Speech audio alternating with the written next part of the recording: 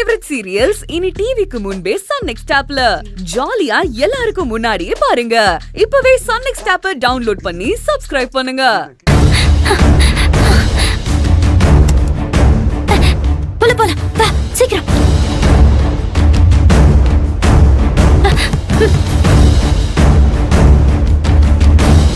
வர வர. என்ன துளசி? வாடா உள்ள வாடா. என்னாச்சு? என்னடி துளசி? ஏய் என்னாச்சு? எம்மாவா எம்மாவா தம்பி நீயும் வாடா. வாடா வாடா. ஏய் துளசி கேக்குறல என்னாச்சுடி? படுத்துக்கோயா. டேய் என்னடா ஒரே முட்டுச்சந்தா இருக்கு? அப்படின்னா இவ இங்க இருந்து வேற எங்கேயும் தப்பிச்சு போயிருக்க முடியாது. கண்டிப்பா அவளை எப்படியும் கண்டுபிடிச்சிடலாம். போய் தேடுங்கடா, எல்லாரும் போய் பாருங்கடா. போத்தி விடுறேன்.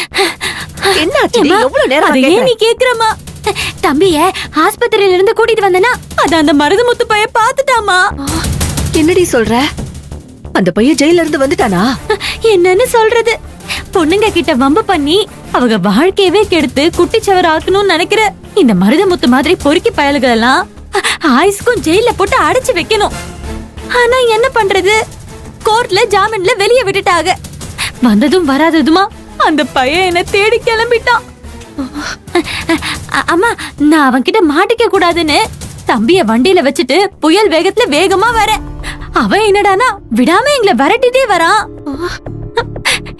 இன்னைக்கு கண்டிப்பா அவன்கிட்ட நம்ம 3 பேரும் மாட்டிக்கதான் போறோம்னு முடிவே பண்ணிட்டேன். அதுக்கப்புறம் சிறுவாபுரி முருகா காப்பாத்துப்பான்னு வேண்டிக்கிட்டு ஒரு வழியா அவனை ஏமாத்திட்டு தப்பிச்சு வந்து சேர்றோம். கொஞ்ச நேரத்துல உசுறு போய் உசுறு வந்த மாதிரி ஆயிடுச்சுமா. ஏன் துளசி, ஒருவேளை அந்த பையன் நாம இங்க இருக்கிறது தெரிஞ்சு கண்டுபிடிச்சு வந்துருவானோ? இல்லம்மா, அவனால இங்க வர முடியாது. பக்கத்து தெரு வரைக்கும் தான் அவன் என்ன விரட்டிட்டு வந்தான். அதுக்கப்புறம் நான் தப்பிச்சு வந்துட்டேன். இந்த வீடு அவனுக்கு தெரியாது. நான் வந்ததை அவன் பார்க்கவே இல்ல. ஏய், பக்கத்து தெரு வரைக்கும் வந்தவனுக்கு இந்த வீட்டை கண்டுபிடிச்சு வரது ஒண்ணும் அவ்வளவு கஷ்டமான விஷயம்னு எனக்கு தோணல. நீ எதுக்கும் ஈஸ்வரி மேடத்துக்கு போன பண்ணி இந்த விஷயத்த சொல்லிடு. சரி, நான் அப்புறமா அக்கா கிட்ட போன் பண்ணி சொல்றேன். முதல்ல நீ தம்பிக்கு கஞ்சி காய்ச்சி எடுத்துட்டு வா. கஞ்சியை குடிச்சிட்டு மாத்திரையை போட்டுட்டு கொஞ்சம் நல்லா படுத்து தூங்கட்டும். இந்த மருதமுத்து பயலால புள்ளைய பத்தி கேட்க கூட நான் மறந்துட்டேன் பாரு. டாக்டர் என்ன சொன்னாரு? பயப்படுற மாதிரி எல்லாம் ஒண்ணும் இல்லல்ல? பயப்படுறதுக்குலாம் ஒண்ணும் இல்லம்மா. இது இந்த சீசன்ல வர நார்மல் ஃபீவரா. அதான் காய்ச்சலாம். மாத்திரை போட்டுக்கிட்டு நல்லா ரெஸ்ட் எடுத்தா சரியாயிடும் சொன்னாங்க. சரி, நான் போய் கஞ்சி வச்சு எடுத்துக்கிறேன். சரி.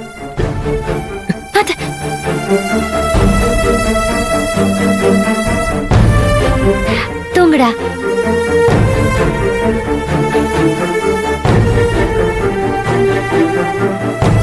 வீடு வரைக்கும் விரட்டிட்டு வந்துட்டானே இந்த மலைமாட்டு பைய. அவனை என்ன பண்றது?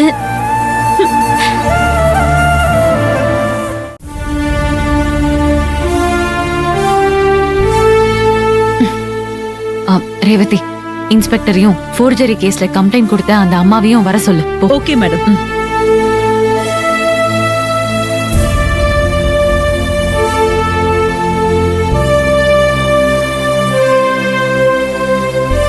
Good morning madam. வணக்கம் மேடம். வணக்கம்மா, உட்காருங்க.